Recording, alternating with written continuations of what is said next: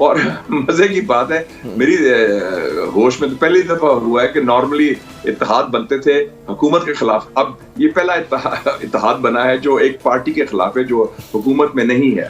تو مشاہد صاحب کم بولتے ہیں، لیکن جب بولتے ہیں بڑا کہتے ہیں نا انٹلیکچوئل آنیسٹی کے ساتھ وہ عموماً بات کرتے ہیں، جو آپ نے دیکھا کہ ملاحظہ کی بھی انہوں نے. السلام علیکم ناظرین، ویسے تو آپ کا نون لیگ میں ہمیشہ گنڈے اور بدماش ہی نظر آئیں گے، لیکن آج بھی کچھ لوگ ایسے ہیں جو مریم اور اس کے پاپا کے تلوے چاٹنے کے بجائے اس ملک کی پرواہ کرتے ہیں اور اس ملک کے وفادار ہیں. مشاہد حسین بھی انہی لوگوں میں سے ایک ہے جنہوں نے کھل کر بتایا کہ کس طرح اسٹیبلشمنٹ نے اس ملک کی تباہی کی. اگر اس وقت اسٹیبلشمنٹ امپورٹڈ سرکار کا ساتھ دے بھی دے تو اسٹیبلشمنٹ کے پاس اس وقت کوئی پاور نہیں ہے، کیونکہ اسٹیبلشمنٹ بکھری ہوئی ہے. زیادہ تر ادارے عمران خان کو سپورٹ کرتے ہیں، لیکن کچھ کالی بھیڑیں ایسی ہیں جو امپورٹڈ سرکار کو آج بھی سپورٹ کرتی ہیں. آئیے ان کی گفتگو سنتے ہیں، پھر اس پر بات کرتے ہیں. پچھلے دنوں میری ایک امریکن جرنلسٹ آیا، بڑا senior journalist. He said, I don't know, I'm very confused. Who's running the show? Who's calling the shots? Who's in charge? میں نے کہا nobody. میں کہا nobody. کہتا کیا مطلب؟ What do you mean nobody? میں نے کہا there are 5 power centers functioning in Pakistan today.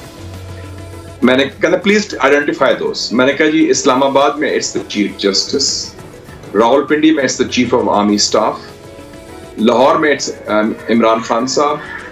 Karachi میں زرداری صاحب اور لنڈن میں میاں صاحب. میں کہ یہ 5 مختلف پاور سینٹرز ہیں، یہ آپس میں ہیں، یہ انفلوئنس کر رہے ہیں فیصلے. کہتے ہیں واٹ اباؤٹ دا اسٹیبلشمنٹ؟ میں کہ آج کل اسٹیبلشمنٹ کوئی نہیں ہے.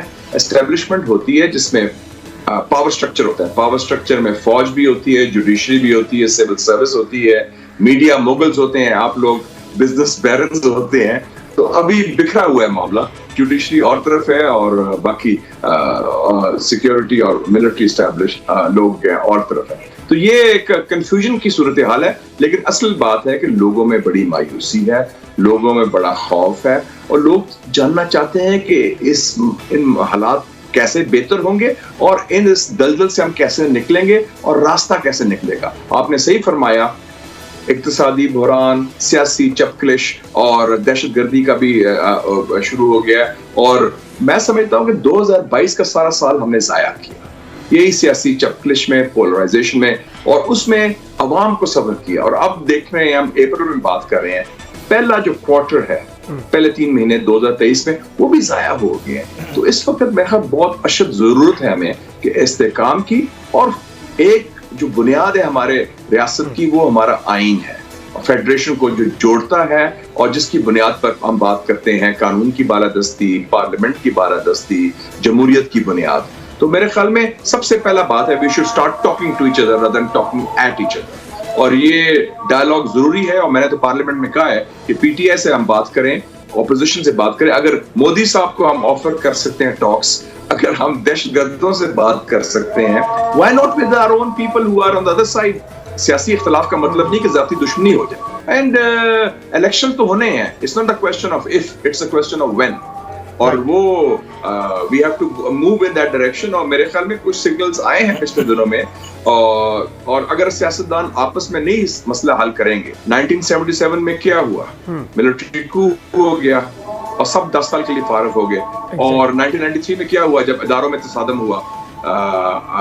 پرائم منسٹر، پریزیڈنٹ، چاروں گورنرز، چاروں چیف منسٹر چھٹی ہو گئی، اور آپ نے امپورٹ کیا معین قریشی صاحب کو واشنگٹن ڈی سی سے، ان کو وزیر اعظم بنایا، کولنگ آف پیریڈ ہوا اور الیکشن ہو گئے. تو I think we should learn lessons from history. میں دوستوں کو کہتا ہوں، اور ایسے لگ رہا ہے کہ اس وقت ہسٹری سے سبق جو ہے وہ سیکھا بھی نہیں جا رہا اور سیکھنا چاہیے بھی. پی ڈی ایم میں 10-11 جماعتیں ہیں، اور مزے کی بات ہے میری ہوش میں تو پہلی دفعہ ہوا ہے کہ نارملی اتحاد بنتے تھے حکومت کے خلاف، اب یہ پہلا اتحاد بنا ہے جو ایک پارٹی کے خلاف ہے جو حکومت میں نہیں ہے. تو بہرحال میرے خیال میں اس میں حقیقت پسندانہ بھی چیز ہے، کیونکہ اگر ڈیڈ اینڈ چلتا رہا، ڈیڈ لاک رہا، تو پھر اس کے نتیجے وہی ہوں گے جو نتائج جو ماضی میں ہوئے، اور پھر سب فارغ ہو جائیں گے اور پورا سسٹم پھر ڈیریل ہو جائے گا. تو میرے خیال میں اس کو روکنے کے لیے کہتے ہیں نا we should pull back from the brink. کوئی نہ کوئی اقدامات میں ایکسپیکٹ کر رہا ہوں جلد لیے جائیں گے دونوں طرف سے. 3 بڑے نقصانات میں ضرور دیکھ رہا ہوں اس سیاسی چپکلش سے. کیا نقصانات؟ ایک تو میں نے کہا ہے کہ معیشت جو ہے اس میں بگاڑ آیا، کیونکہ معیشت کی بنیاد ہوتی ہے انویسٹر کانفیڈنس، اور وہ کانفیڈنس ہوتا ہے جب سیاسی استحکام ہو، نمبر 1. دوسرا ہوا کہ چونکہ فوکس مکمل داخلی سیاست پر ہو گیا, سیاسی چپکلش پر ہو گیا, تو دہشت گردی پھر سے ابھرنے لگی. اور تیسرا یہ ہے, ابھی میں چائنا سے ہو کے آیا ہوں پچھلے ہفتے. چائنا ہمارا بڑا بہترین دوست ہے, اعتماد کا ساتھی ہے, ہر مشکل وقت میں ہمارا ساتھ دیا.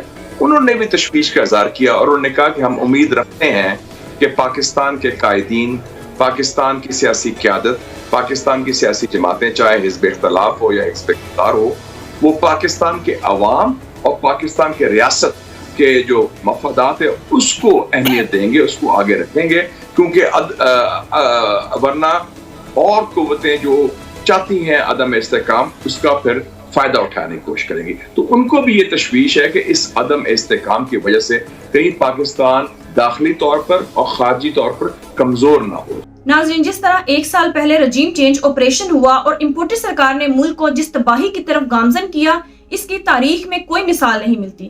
اس لیے پاکستان کے اسٹیبلشمنٹ کو چاہیے کہ انہوں نے جو بدترین ایکسپیریمنٹ کیا اور اس کے بدترین نتائج بھی دیکھے, اب وہ امپورٹر سرکار کے سہولت کار نہ بنے اور پاکستان میں فری اینڈ فیئر الیکشنز ہونے دیں تاکہ عوام کے منتخب کردہ نمائندے اس ملک کو چلائیں اور ملک سے سیاسی اور معاشی بحران ختم ہو سکے. اگر اسٹیبلشمنٹ نے آج بھی امپورٹر سرکار کا ساتھ دیا تو جتنی تباہی اس ملک نے پچھلے ایک سال میں دیکھی ہے, ملک کبھی بھی ترقی کی راہ پر گامزن نہیں ہوگا اور ملک کی معاشی اور سیاسی صورتحال مزید بدتر ہو جائے گی.